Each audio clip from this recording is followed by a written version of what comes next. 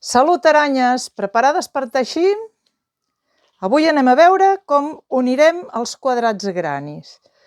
Us ensenyaré diferents tècniques amb el ganxet i una tècnica amb l'agulla. Hi ha gent que prefereix l'agulla. I després us donaré un parell de consells. La primera tècnica per unir amb el ganxet serà, aprofitant que fem l'última volta del quadrat grani, fer la cadeneta que separa els grups de punts alts, fer-la dins de l'espai de la cadeneta del quadrat anterior. Veieu, faig els 3 punts alts que formen el grupet aquest grani i ara em tocaria fer una cadeneta. Doncs la cadeneta la punxo en el forat corresponent, diguem, del quadrat que vull unir. I faig la cadeneta. I ara torno a fer els 3 punts alts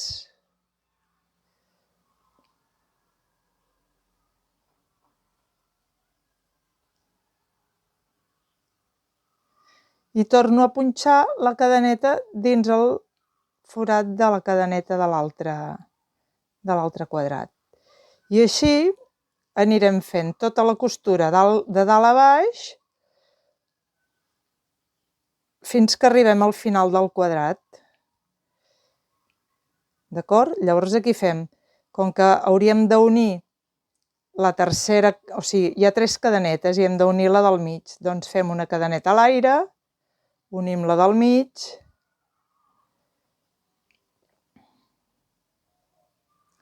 fem una altra cadeneta en l'aire i girem. Si ara haguéssim d'unir un altre quadrat, doncs ja hauríem començat a unir-lo aquí a la punta, a l'última cadeneta, d'acord? I aquí ja seguiríem unint en els diferents espais, d'acord? Ara punxaríem aquí i així successivament. Doncs aquesta és una tècnica que no queda molt forta, les altres que us ensenyaré queden més fortes i a més aquestes, si per exemple féssim una bossa i carreguéssim pes, aquí es veuria els forats de les costures. El que té de bo és que aprofites l'última passada per anar-la fent.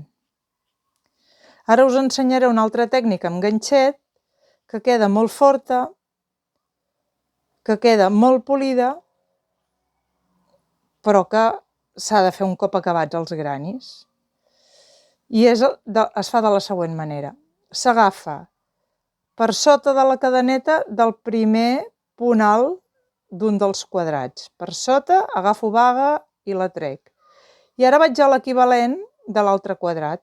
Aquest és el punt alt, per sota de la cadeneta agafo baga i la trec. I ara la baga del cabdell l'agafo i la passo per les 3 cadenetes. Tornem-hi. Segon punt alt. Passo el ganxet per sota la cadeneta i agafo baga. Segon punt alt. Passo el ganxet per sota la cadeneta i agafo baga. I ara agafo la baga del cabdell i la passo per les 3 cadenetes que tinc al ganxet. Tornem-hi. Tercer punt alt. Passo el ganxet per sota la cadeneta i agafo baga. Tercer punt alt. Passo el ganxet per sota la cadeneta i agafo baga. I la baga del cabdell agafo i passo pels 3. D'acord? Aquesta costura queda molt polida i molt boniqueta perquè té un relleu que fa, doncs, com decoració.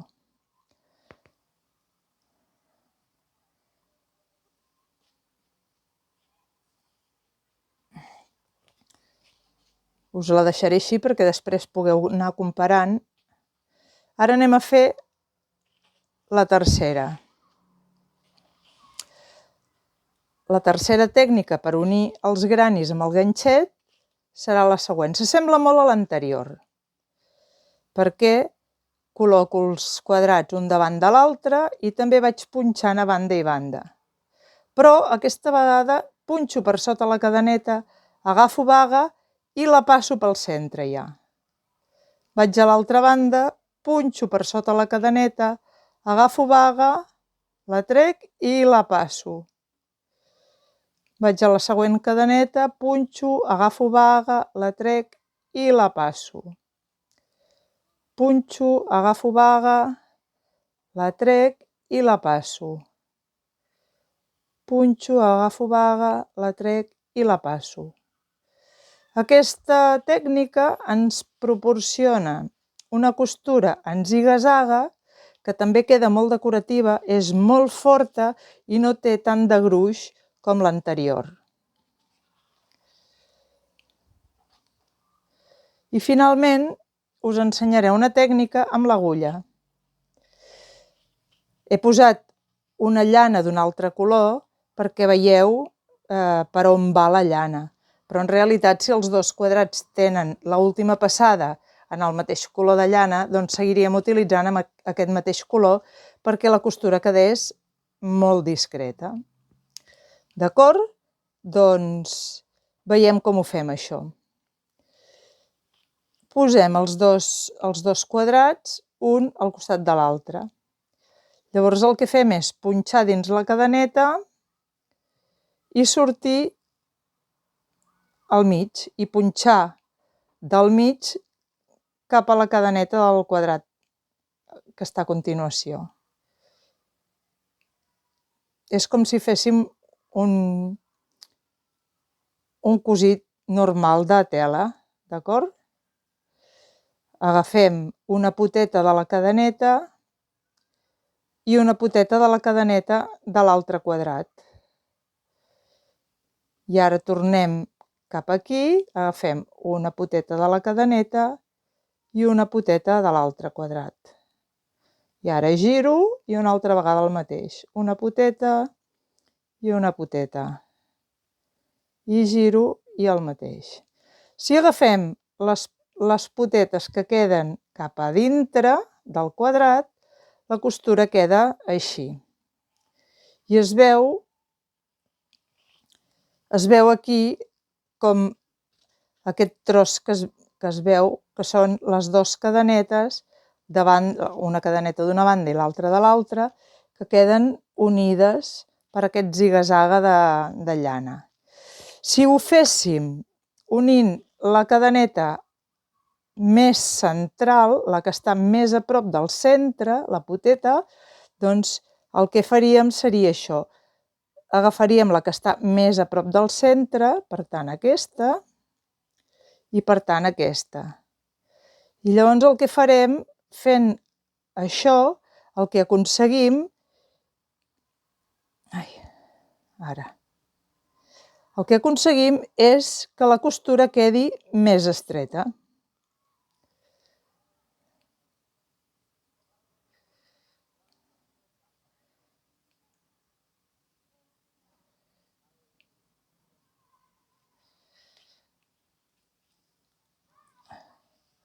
Veieu? Aquí continuem fent la ziga-zaga amb la llaneta pel mig, però aquí quedava molt gruixut i aquí queda més prim. Això depèn de gustos. Si us agrada més que quedi més gruixuda i més plana o us agrada més així més primeta. D'acord?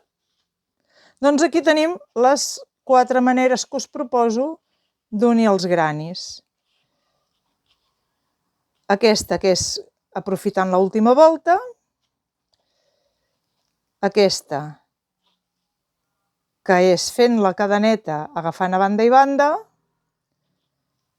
aquesta que és fent la ziga-zaga agafant a banda i banda, i aquesta amb l'agulla, que pot ser agafant per l'interior dels quadrats, diguem, la poteta més exterior de cada cadeneta o la poteta més interior de cada cadeneta.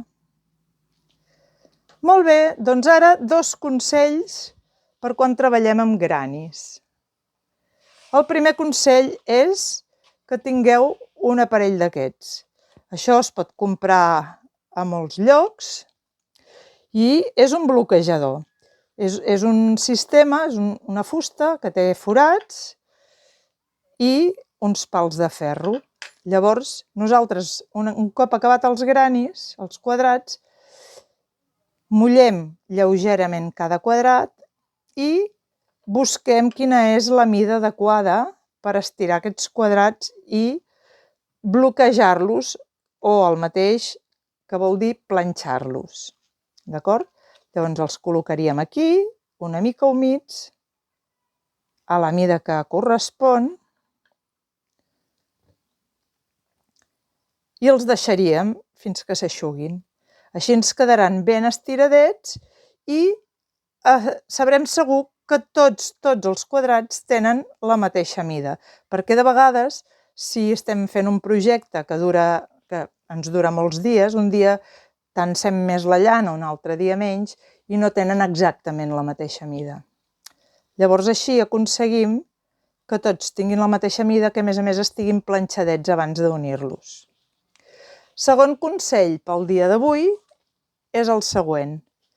Quan anem a fer un projecte que necessita unir molts quadradets grani, el que farem primer és utilitzar aquests marcadors, que són com una mena de candaus, i el que farem és unir tots els quadrats com si els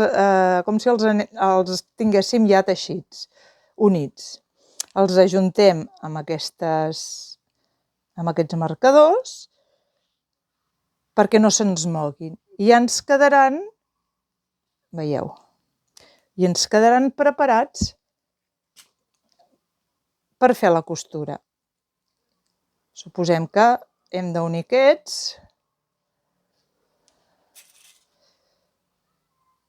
D'acord? Els posem així ja preparats. Quina gràcia té això?